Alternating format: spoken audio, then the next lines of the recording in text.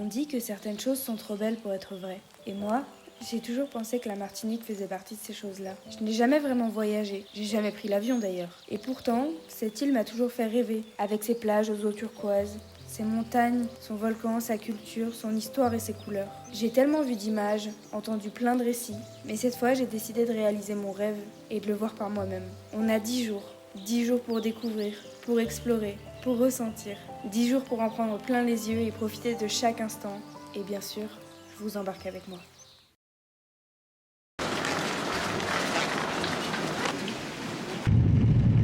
Mesdames et messieurs, ici votre commandant de bord. Nous venons d'atterrir en Martinique. Il est exactement 16 heures. La température extérieure est de 30 degrés et le taux d'envie de plonger direct dans la mer est de 100%.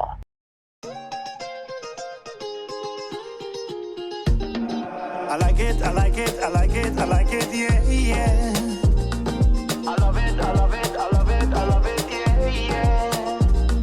Caribbean girl, Caribbean girl. Pour ce début de voyage, on a posé nos valises aux 3 îlets et on commence cette première vraie journée avec la visite d'un lieu fort, la savane des esclaves. Ce n'est pas juste un musée qu'on regarde en silence, c'est un lieu qu'on traverse, qu'on écoute et qu'on ressent. Ici, on remonte le temps, on découvre l'histoire des esclaves en Martinique, leurs conditions de vie, mais aussi leur résistance et leur résilience. Le site a été entièrement imaginé et construit par Gilbert Larose, un passionné qui s'est donné pour mission de transmettre cette mémoire sans filtre. Cette visite m'a remué, elle m'a appris, mais surtout, elle m'a rappelé une chose essentielle. Il faut continuer à transmettre, à écouter, à ne pas oublier. Ça fait tellement du bien de manger du frais là.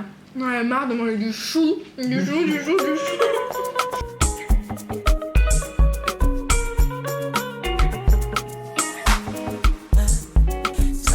It's just really they sun. I make sure I just let my light shine more. Anything made it feel like this song. I remind myself about this time. Big jam, we jamming now. Should we dey look for happiness? Yeah, make we dey feel okay. Make we not go that way long. Say we gon' feel amazing. Say we gon' feel okay. Everybody got things on their mind now. But this time can make it forget them. I get the shy, you get the drink up. If you got mine, I make me link up. Me I come for party, me I come for party. On commence cette nouvelle journée à 6h du matin. Oui, 6h. Avec le décalage d'horaire, on se réveille tôt, alors autant en profiter à fond. Direction Anse du Four, un spot réputé pour nager avec les tortues en masque et tuba. Elles sont plus faciles à voir tôt le matin, quand c'est encore calme, avant que la plage se remplisse. Pour y accéder, rien de plus simple, vous avez juste à suivre Maps, et ensuite il suffit de descendre un petit escalier pour découvrir cette crique de rêve. C'est trop beau. On est arrivé, je pense que là pour le moment il n'y a pas encore de touristes, mais à mon avis ça doit être blindé parce que le parking ça remontait jusqu'à tout en haut de la route. Mais c'est trop beau. Et bien sûr on respecte, si vous venez, on respecte les distances avec les tortues s'il vous plaît.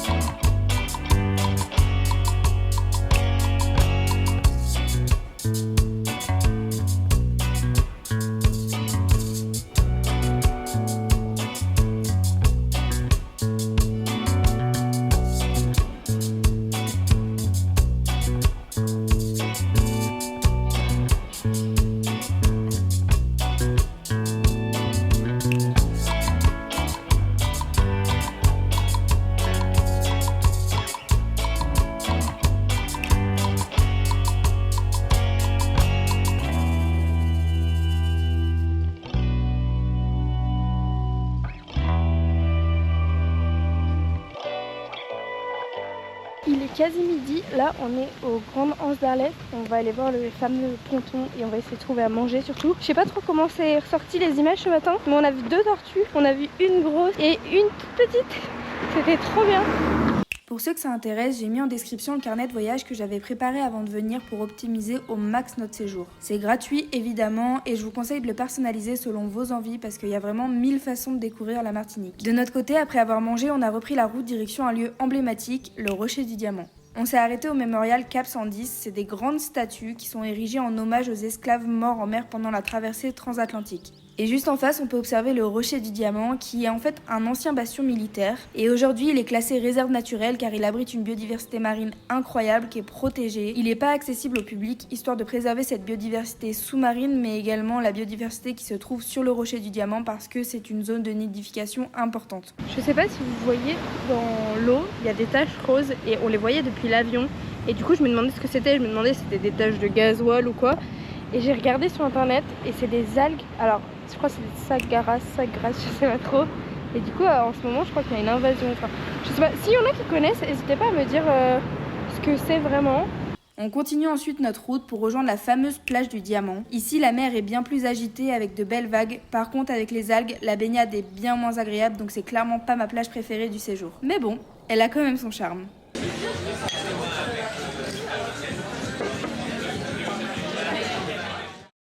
On n'est pas sûr d'être au bon endroit. On a suivi le pont GPS, mais ça ressemble pas aux gens dans les vidéos.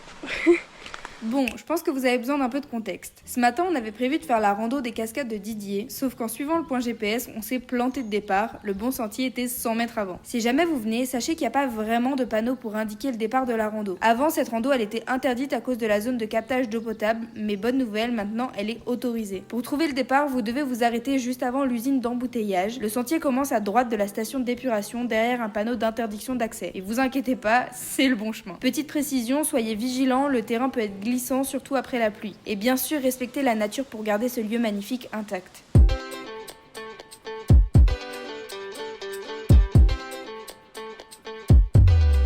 Tell me what I should do.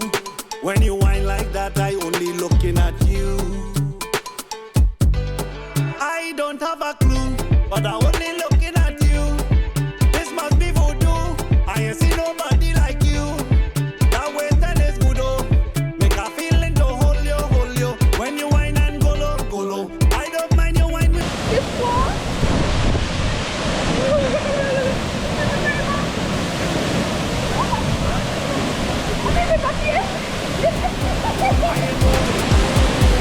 I am moving from here.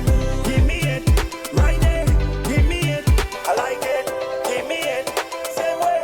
Eh bien, on est de retour dans la voiture. J'ai l'impression que je vous parle que dans la voiture, mais en même temps, là j'avais ma GoPro toute la matinée. Niveau physique, si vous avez peur, je pense que la première c'est assez accessible si vous prenez votre temps. Pour la deuxième, le début il fait un petit peu peur parce qu'il est assez raide, mais en vérité vous le faites assez, enfin ça passe assez vite et après le reste ça va. C'est dans l'eau dans tous les cas, c'est pas super physique.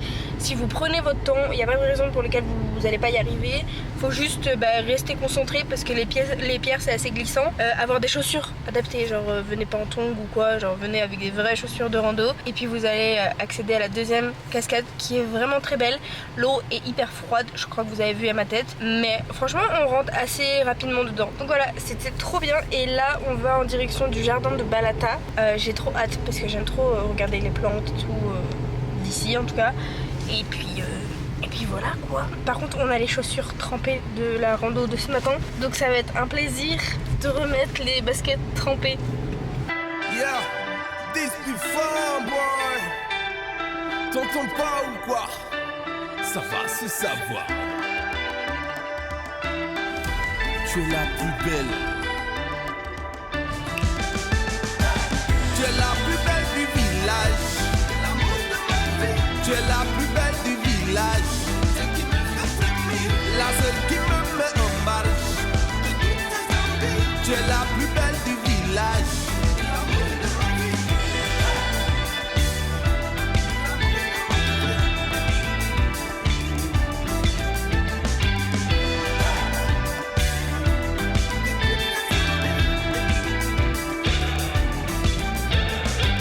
Nous on vivra dans l'intégrité.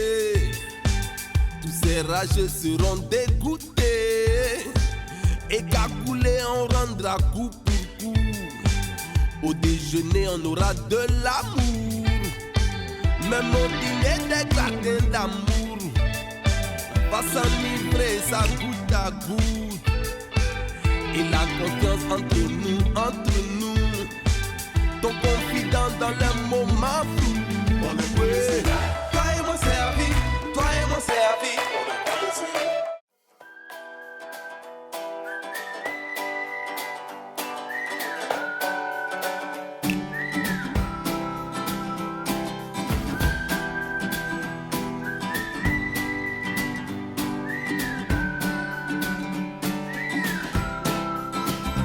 I wanna wander out of the valley where the river takes us far away from home. Time to ponder in the fields around me where there's nothing but the breeze and the great unknown. Leave your worries and your suitcase.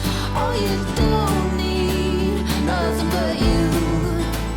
So don't throw your hopes, start on wishing well. It's your heart's desire, carry you.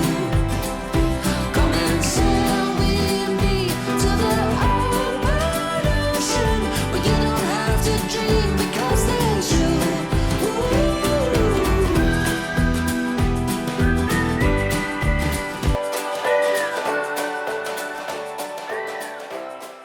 Après 4 jours passés du côté des Trois-Îlets, il était temps de traverser l'île pour rejoindre le côté atlantique, direction la Trinité. Et franchement, on a été super bien accueillis. Le logement est hyper bien équipé avec une très belle vue sur l'océan. Si vous connaissez mon amour pour l'océan, vous devez savoir qu'il n'y a rien de mieux pour me rendre heureuse. Et quoi de mieux pour finir la soirée qu'un bon beau kit? C'est clairement ma découverte des vacances, j'aime trop ça. Si vous venez en Martinique, vous devez absolument goûter.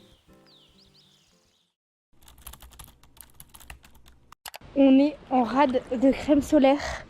Du coup, là ce matin, j'ai cramé au niveau des avant-bras.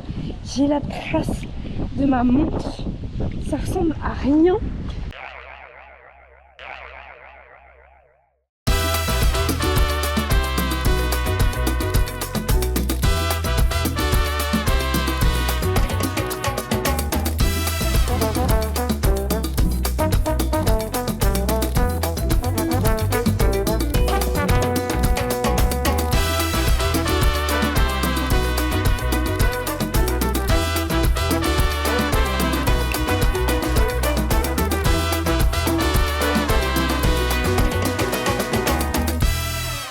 Aujourd'hui, on est du côté de Saint-Pierre parce qu'on va aller faire le musée de la catastrophe de 1902. Hier, je sais pas, attendez, je vais mettre la lampe pour que vous voyez, mais j'ai les mains vraiment cramées. Du coup, je me baigne maintenant avec mon t-shirt manche longue, vu que hier, en fait, on est tombé en rade de crème pendant la randonnée. Et du coup, pendant la randonnée, j'ai pas pu remettre de la crème, donc j'ai cramé de partout.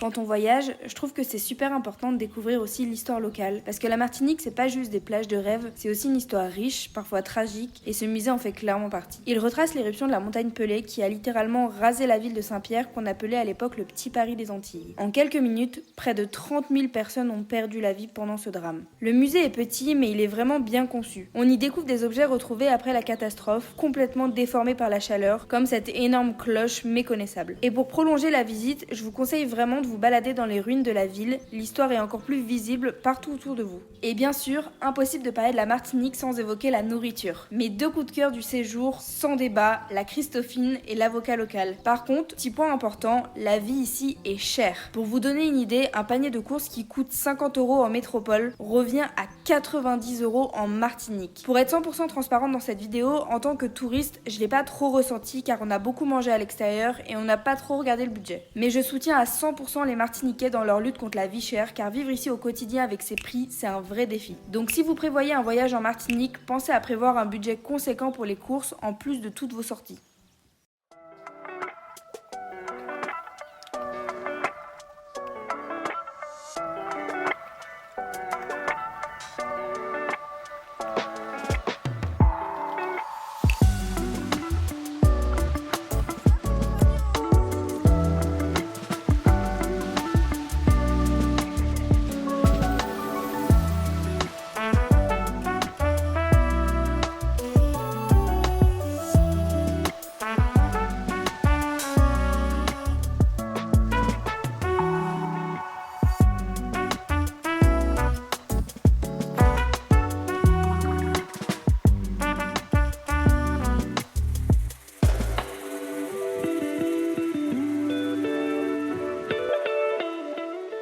ROM, c'est une vraie institution en Martinique. Ici, je vous embarque dans la visite de la distillerie Saint-James, qui est l'une des plus anciennes et les plus emblématiques de l'île. On y découvre toutes les étapes de fabrication du rhum agricole et j'ai trouvé cette visite super intéressante. Arrivé au 7e jour de vacances, j'ai eu ce besoin de ralentir le rythme et de prendre du temps pour moi. Parce qu'en vrai, les vacances, c'est pas une liste de spots à cocher ou un marathon des trucs à voir. C'est aussi l'occasion de ralentir, de souffler, de se reconnecter à soi. Perso, ce que j'adore faire, c'est prendre un carnet et écrire un peu. Mais chacun a sa manière de se recentrer. Et il faut l'accepter, en 10 jours, on ne pourra pas tout voir et c'est normal. L'essentiel, c'est de vivre le voyage à son rythme, pas à celui d'un guide touristique.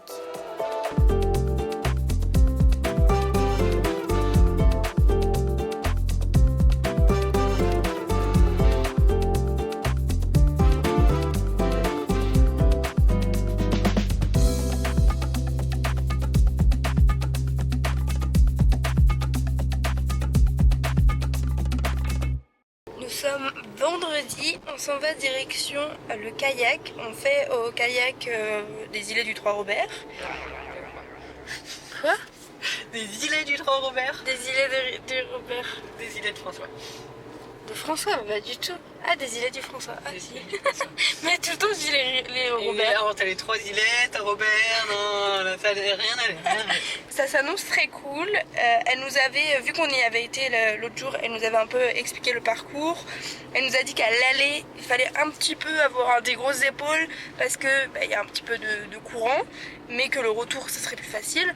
Vaut mieux que ça soit dans ce sens-là. Comme ça, on fait la partie dure directement le matin quand on est bien fraîche et au retour, vu qu'on sera un petit peu plus fatigué, ça sera mieux.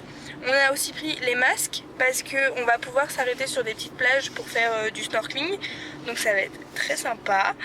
On a mis les t-shirts manches longues pour pas cramer et j'ai mis un short pour essayer de protéger un petit peu mes jambes. Bon, puisqu'il est difficile de pagayer et de filmer en même temps, il faut vraiment que je vous raconte cette expérience que j'ai adorée. Le parcours est simple, on part de la base, direction un premier arrêt sur un îlet. Ici on avait 40 minutes pour se poser et faire un peu de snorkeling. Au passage, les poissons étaient juste magnifiques. Ensuite, les proprios nous rejoignent en bateau pour qu'on se rende à la baignoire de Joséphine qui est un peu plus loin, toujours en kayak. C'est un endroit super touristique donc c'est clairement impossible de le louper. Les propriétaires étaient très sympas et leur tradition c'est d'offrir les acras et du rhum pour passer un bon moment convivial. Sur le retour, on s'arrête sur un autre îlet pour faire une petite baignade et ensuite on peut revenir tranquillement à la base. C'était vraiment très sympa, je vous le recommande.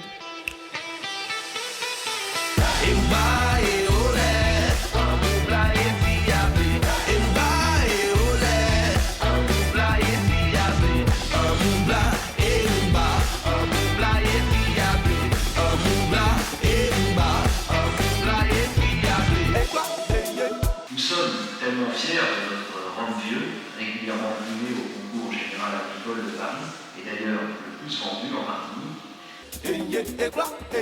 Et soit au jouet, et quoi, et quoi, et soit diable, inge, chasoe, inge gamo wayomae, benga mon bécassien, yebe fasuo, et tinuti enyai, quand c'est enyai,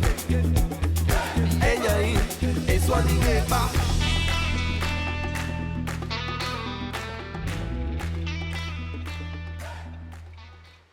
Aujourd'hui nous sommes samedi, on est sur la rando de la pointe de la Caravelle. Je vous avoue que j'étais pas trop motivée pour la faire parce que c'est une rando de un petit peu plus de 9 km. Je crois que dès le début ça va bien monter. J'ai les jambes éclatées. On a quand même beaucoup marché pendant ces vacances, du coup je me sens un peu fatiguée. Mais bon, c'est la dernière rando qu'on fait pendant les vacances et les points de vue s'annoncent très jolis. Mais voilà quoi, on va y aller tranquillement, à notre rythme, comme d'habitude, c'est pas une course.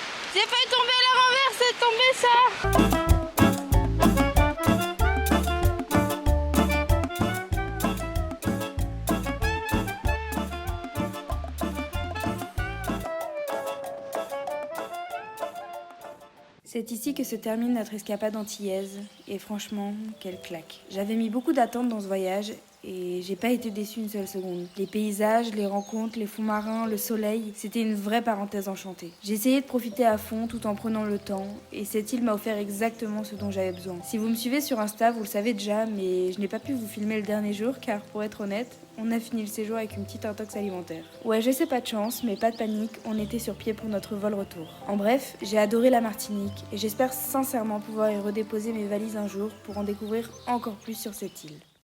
Daylight breaks through the window pane. Morning coffee steams waking me again.